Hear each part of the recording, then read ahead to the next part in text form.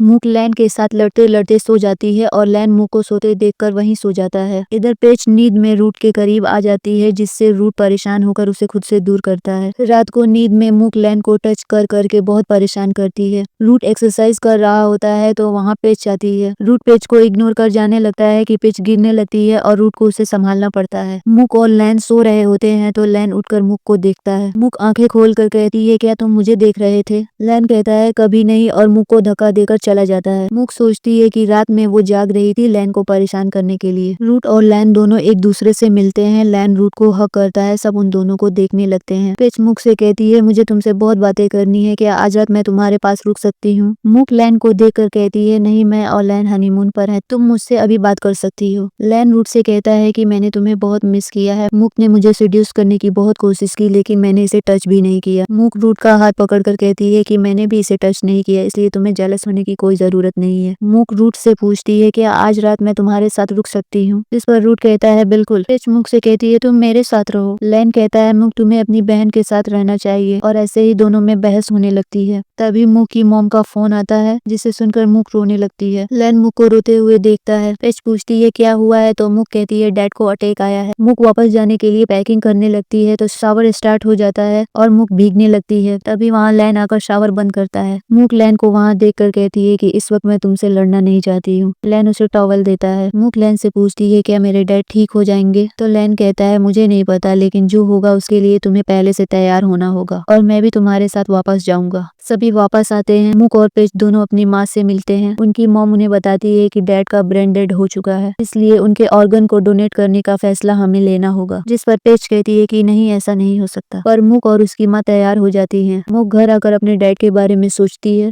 लैन के डैड उसे मूक के साथ रहने को कहते हैं, जिस पर लैन कहता है कि आप मुझसे रिक्वेस्ट कीजिए। तो उसके डैड उससे रिक्वेस्ट करने लगते हैं और लैन ये देखकर शॉक हो जाता है। दूसरे दिन मूक की माँ ऑर्गन डोनेट करने के लिए पेपर साइन करती है। मूक अकेले बैठकर रोती है तो वहाँ लैन आता है। मूक उसे जाने को कहती है, लेकिन लैन वहाँ से नहीं जाता है। लैन मूक से कहता है कि वो मूक को परेशान नहीं करेगा, बस यहाँ चुपचाप बैठा रहेगा। मूक वहाँ से जाने लगती है तो लैन उसका हाथ पकड़ लेता है और मूक उसके कंधे पर सर रख कर रोने लगती है। मूक, पेच और उसकी मॉम अपने डैड से मिलती हैं तो लैन भी मूक के साथ उसके डैड से मिलता है। सब लास्ट टाइम उसके डैड से मिलते हैं, उन्हें गुड बाय कहते हैं। मूक अकेले रोती है तो रूट वहाँ आता है। रूट मूक से कहता है कि तुम्हें इतना बहादुर बनने की जरूरत नहीं है। मूक रूट के गले लगकर रोने लगती है। लैन उन दोनों को साथ में देखता है और वहाँ से चला जाता है। लैन अपनी और रूट की बातचीत के बारे में सोचता है कि वो मूक से दूर रहेगा। तभी वहाँ लैन के पेरेंट्स आते हैं और लैन से कहते हैं कि इस वक्त तुम्हें मूक के साथ होना चाहिए, तुम उसके पति हो। तो लैन कहता है वो पति जो उससे प्यार नहीं करता है। लैन की माँ भी लैन को मूक के पास भेजती है, जिस पर लैन कहता है कि उसे मेरी जरूरत नहीं है, उसके पास कोई और है, और लैन वहाँ से चला जाता है। पेच रो रही होती है तो रूट को देखकर उसके गले लग जाती है। लैन घर पर ड्रिंक कर रहा होता है तो उसे नच की कॉल आती है, लेकिन लैन कॉल पिक नहीं करता है। तभी रूट वहाँ आकर उसे मूक के बारे में बताता है कि वो आज अपने घर पर रुकेगी। लैन कहता है, मुझे क्यों बता रहे हो? तो रूट कहता है कि तुम आज अकेले रहोगे। तो लैन कहता है, अच्छा, जब से मूक से शादी हुई है लाइफ हेल हो गई है। तो रूट कहता है, तो तुम कुछ दिन और एंजॉय करो, क्या तुम्हें मूक की कोई परवाह नहीं है? जिस पर लैन कहता है, मुझे उससे कोई मतलब नहीं है। जिस पर रूट कहता है, अच्छा है, ऐसे ही रहो, मेरे लिए ये अच्छा है। तभी नच की दोबारा कॉल आती है, जिसे देखकर रूट कहता है, तुम्हें सच्चाई पता करनी चाहिए और भागना बंद करो। तो लैन कहता है, मैं क्यों भागूंगा? जिस पर रूट कहता है, तुम मूक के साथ हनीमून पर इसलिए गए थे क्योंकि तुम्हें नच से दूर रहना था। रूट की बातें सुनकर लैन कहता है, अगर तुम्हारा हो गया हो तो तुम जा सकते हो। रूट लैन से कहता है कि आज के बाद मैं तुम्हारा बॉयफ्रेंड बनने का ड्रामा नहीं करूंगा, क्योंकि सबको पता है ये सच नहीं है, और अब तुम अपनी गेम खेलो और मैं अपनी गेम खेलूंगा, और इस खेल में मैं ही जीतूंगा।